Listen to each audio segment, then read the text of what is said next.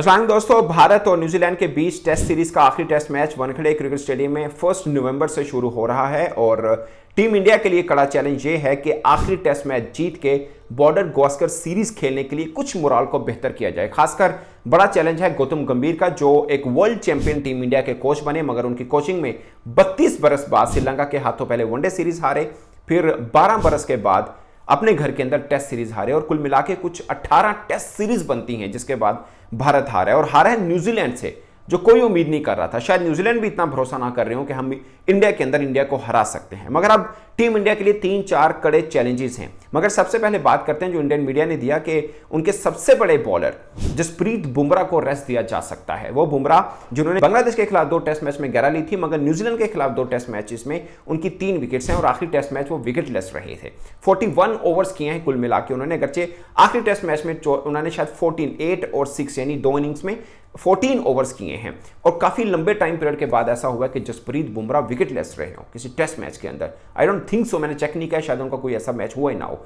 But point is के ये सारा स्पिन ट्रैक था और स्पिनर्स को ही विकेट्स मिली हैं। तमाम बॉलर्स, फास्ट बॉलर ने कुछ खास ज्यादा बॉलिंग नहीं किया, मगर जसप्रीत बुमराह को वो बॉलर माना जाता है। अमूमन मैं जरूर मानता हूं कि वो कोई कंडीशन के वो मोहताज नहीं होते, किसी फॉर्मेट के मोहताज नहीं होते और ओपोनेंट के भी नहीं होते, कौन सा ओपोनेंट उनको खेल रहा है। मगर ये बड़े चंबे की बात रही होगी कि वो विकेटलेस रहे हैं बहुत से लोगों के लिए, क्योंकि जितनी भरपूर फॉर्म के अंदर वो हैं और मुझे नहीं लगता कि उनको विकेट ना मिलने की वजह से टीम से ड्रॉप किया हो या रेस्ट दिया हो। वैसे ही उनको रेस्ट दिया गया होगा कि मतलब जसप्रीत बुमराह को रेस्ट दिया जाए, क्योंकि उनका मेन काम तो बॉर्डर गावस्कर सीरीज में उनसे लिया जाएगा, क्योंकि सीना कंट्री के अंदर फास्ट बॉलर ज़्यादा यूज़ होते हैं। यहाँ पे वैसे भी स्पिन ट्रैक है और ज़्यादा भरोसा भी स्पिनर्स के साथ है। लाइक अगर एक फास्ट बॉलर एक मैच के अंदर, टेस्ट मैच के अंदर महज 14 ओवर्स करता है तो जाहिर है उसकी इतनी ऐसे ज़रूरत है नहीं, तो स्पिनर्स की ज़रूरत। अब क्या चेंज होगा, सिराज और शायद आकाशदीप के साथ आएंगे, जो भी चेंज होगा वो टीम इंडिया उसके ऊपर आएगी ऑफ कोर्स। मगर गौतम गंभीर ने प्रेस कॉन्फ्रेंस में इस चीज़ का एतराफ़ किया कि हर्ट हुए हैं। उन्होंने बोला कि ये कहना कि ना हर्ट हो तो खुली बात है कि हर्ट हुए हैं कि आप अपने घर के अंदर सीरीज हारे हैं। फिर उन्होंने इस चीज़ का भी बोला कि पहले वनडे हारे, अब ये होए, बतौर कोच उनके ऊपर बात तो हो रही होगी, मगर वो कह रहे हैं कि इससे हमें आगे बढ़ना है। खासकर जो यंग क्रिकेटर्स हैं टीम इंडिया के अंदर वो हर्ट हैं और उनको पता है कि यहाँ से गिर के कैसे उठना है। और मुझे लगता है ज़ाती तौर पर कि कोई टीम जिसके अंदर यंगस्टर्स हों उनके लिए बाजुकात हार बहुत ज़रूरी होती है। खासकर एक बड़े चैलेंज से पहले हार बहुत ज़रूरी होती है, ताकि कहीं पर कंप्लीसेंट हो, कहीं पर कोई चीज़ हो तो उन चीज़ों पर काबू पाया जा सके। मगर ये ज़रूरी उतना ही है कि आप आखिरी टेस्ट मैच जीतें भी, क्योंकि 3-4 एतबार से इंडिया के लिए टेस्ट मैच बहुत खास है। न्यूजीलैंड के लिए भी खास है, वो भी पूरी कोशिश करेगा कि इंडिया को इस टेस्ट मैच में भी शिकस्त दें, करके वो सीरीज जीत चुके हैं, क्योंकि वर्ल्ड टेस्ट चैंपियनशिप के फाइनल का ख्वाब उनकी आंखों में भी होगा। जैसे साउथ अफ्रीका भी है, इंडिया भी है, श्रीलंका भी है, ऑस्ट्रेलिया भी है, तो 4-5 टीमें ऐसी हैं जो इस रेस के अंदर है। अगरचे इस टेबल के ऊपर भारत आज भी टॉप पर खड़ा है, मगर अगर वो तीसरा टेस्ट मैच हार जाते हैं तो उनके लिए कैलकुलेशन जरूर निकलेंगी। और एक और चीज़ जो शायद बहुत कम लोगों के ज़हन में है कि अगर भारत ये टेस्ट सीरीज जीत जाता अगेंस्ट न्यूजीलैंड, तो बॉर्डर गावस्कर सीरीज के लिए जो ऑस्ट्रेलिया जा रहे थे वहां पर उन पर ज़्यादा दबाव ना रहता। वो इसलिए ना रहता कि उनको बहुत ज़्यादा मैचेस जीतने की ज़रूरत नहीं थी। शायद एक ड्रॉ, एक जीत के साथ वो टेस्ट सीरीज हार भी जाते, तब भी वर्ल्ड टेस्ट चैंपियनशिप का फाइनल खेलने के वो रहते। आज भी हैं और फेवरेट हैं कि वर्ल्ड टेस्ट चैंपियनशिप का फाइनल वो खेलेंगे। बट थोड़ा के जिगजैग जरूर हो गया कि अब न्यूजीलैंड फर्ज किया लेट्स अज्यूम, दोनों सिचुएशन को लेते हैं, अगर इंडिया जीतता है या अगर न्यूजीलैंड जीतता है। लेट्स अज्यूम कि अगर न्यूजीलैंड जीत जाता है तो उसके बाद उन्होंने सीरीज खेलनी है इंग्लैंड के खिलाफ, जो पाकिस्तान से हार के गया है और न्यूजीलैंड के अंदर खेलेंगे, तो एडवांटेज न्यूजीलैंड को रहेगा। अगर वो सीरीज जीते हैं उनको पॉइंट बेस थोड़ा बढ़ेगा। ऑफ कोर्स ये टेस्ट मैच के बाद दोबारा कैलकुलेशन आएंगी और पता चलेगा कि कौन सी टीम कितनी पोजीशन पर खड़ी है, डिपेंड करता है जीती कौन सी है इस तीसरे टेस्ट मैच में। अगेन ऑस्ट्रेलिया पर भी बहुत कड़ा दबाव है कि वो बॉर्डर गावस्कर सीरीज एक टफ हरीफ भारत के खिलाफ खेलेगा। उसके बाद उन्होंने श्रीलंका जाकर टेस्ट सीरीज खेलनी है। वो श्रीलंका जो इस वक्त टेस्ट के अंदर जबरदस्त टीम बनी हुई है, इंग्लैंड को भी इंग्लैंड के अंदर एक मैच हरा के आई है और उनका स्पिन जो बॉलिंग अटैक है बहुत तगड़ा है। सिंपल फार्मूला है कि स्पिन ट्रैक बनाओ और गोरों को फंसाओ, ये श्रीलंका का फार्मूला है एक्चुअली में, और वो ऐसा करते भी आए हैं। अब देखिए न्यूजीलैंड की टीम जिसने इंडिया को हराया वो श्रीलंका में जाकर घबराई थी, बुरी तरह से पीटी थी वहां पर, और ये बात ऑस्ट्रेलिया की नजर में जरूर होगी। इसलिए वो कोशिश करेंगे कि बॉर्डर गावस्कर सीरीज में इंडिया को किसी तरह से काबू किया जाए। और ऑफ कोर्स इंडिया कोशिश करेगा कि वो इंडिया जो लगातार 2 टेस्ट सीरीज वहां पे जीत के आया हुआ है, उसकी कोशिश होगी कि इस बार हैट्रिक की जाए। मगर उस कॉन्फिडेंस में जाने के लिए इंडिया को ये तीसरा टेस्ट मैच जो न्यूजीलैंड के खिलाफ वो वानखेड़े क्रिकेट स्टेडियम में खेलना है 1 नवंबर को, वो जीतना उनके लिए जरूरी है। और इस बात का एतराफ गौतम गंभीर ने भी किया है कि अंडर बेल्ट अगर आपके पास जीत है तो एक और बॉडी लैंग्वेज के साथ आप ऑस्ट्रेलिया जाएंगे और वहां पर आपका मोरल थोड़ा डिफरेंट होगा।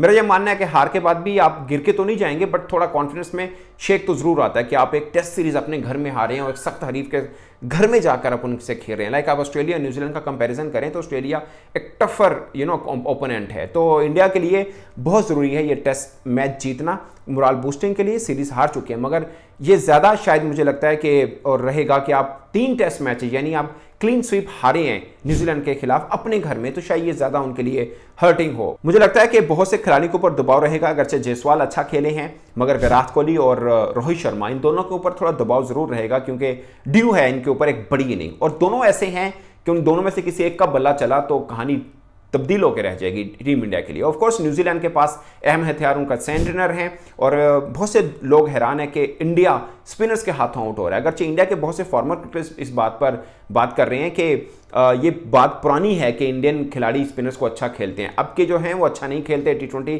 क्रिकेट या बैटिंग विकेट्स पर खेल खेल के स्पिन वाला मामला खत्म हो चुका है। और मुझे भी लगता है कि अब दुनिया भर में ये जो एक लगा था ना, जैसे हम कहा जाता है कि पाकिस्तानी स्पिनर्स को अच्छा खेलते हैं, मैं बिलीव नहीं करता कि पाकिस्तानी स्पिनर्स को अच्छा खेलते हैं। शायद एक आधा खिलाड़ी हो जैसे सऊद शकील हैं, वो थोड़ा बेहतर खेलते हैं, बाकी ओवरऑल रिजवान भी घबराते हैं, बाबर आजम भी थोड़े नजर आए घबराते हुए। आप देखिए राशिद खान ने PSL के अंदर कितनी बार दोनों पाकिस्तान के बड़े बल्लेबाज आउट किए।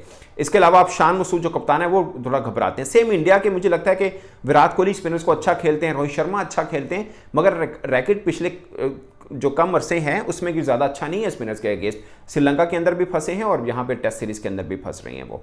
तो ये भी कड़ा इम्तिहान है सेंटनर वर्सेस इंडियन बैटर्स, ये कंपटीशन कैसा रहेगा। और मुझे लगता है जितने बड़े वो खिलाड़ी हैं कोई ना कोई प्लान करके जरूर आएंगे और सेम सेंटनर भी करके आएंगे। लेफ्ट आर्म स्पिनर में मुझे लगता है कि सबसे बड़े इस वक्त वर्ल्ड में वो माने जाते हैं। अगरचे व्हाइट बॉल के अंदर मुझे लगता है कि कुलदीप यादव एक तगड़े स्पिनर है, मगर टेस्ट के अंदर और वनडे के अंदर सेंटनर का भी एक ठीक ठाक किस्म का नाम है। और बहुत से पाकिस्तानी क्रिकेटर्स से मैं अक्सर हम जो बातचीत कहते हैं वो कहते हैं बड़ा इंटेलिजेंट बॉलर है ये, मतलब बहुत ज़हीन बॉलर है, इसको पता है बैट्समैन को फंसाना कैसे। और वो हमें नज़र भी आया, जो इंडियन बैटर को फंसा सकता है वो दुनिया के किसी भी बैटर को फंसा सकता है, और खासकर स्पिनर हो और इंडिया के अंदर फंसा रहा हो। तो दोस्तों एक कड़ा इम्तिहान है टीम इंडिया के लिए कि किस तरह से वो यहाँ से गिरकर उठ सकते हैं। और बतौर कोच गौतम गंभीर के लिए भी कड़ा इम्तिहान रहेगा कि अगर वो 3-0 से हारते हैं तो जिस देश के वो कोच हैं उनके ऊपर बहुत बड़ा क्रिटिसाइज रहेगा। अभी भी हो रहा है, बट वो खिलाड़ी बड़े रहे हैं, इसमें कोई शक नहीं है, उनकी थिंकिंग बड़ी रहती है। गौतम गंभीर को आप सुनिए कभी, और अब इस सीरीज़ को उठाना कैसे बतौर कोच उनको पता होगा, उनको कैसे इस चीज़ मतलब मोरल बूस्टिंग कैसे करनी है। खैर रोहित शर्मा विराट कोहली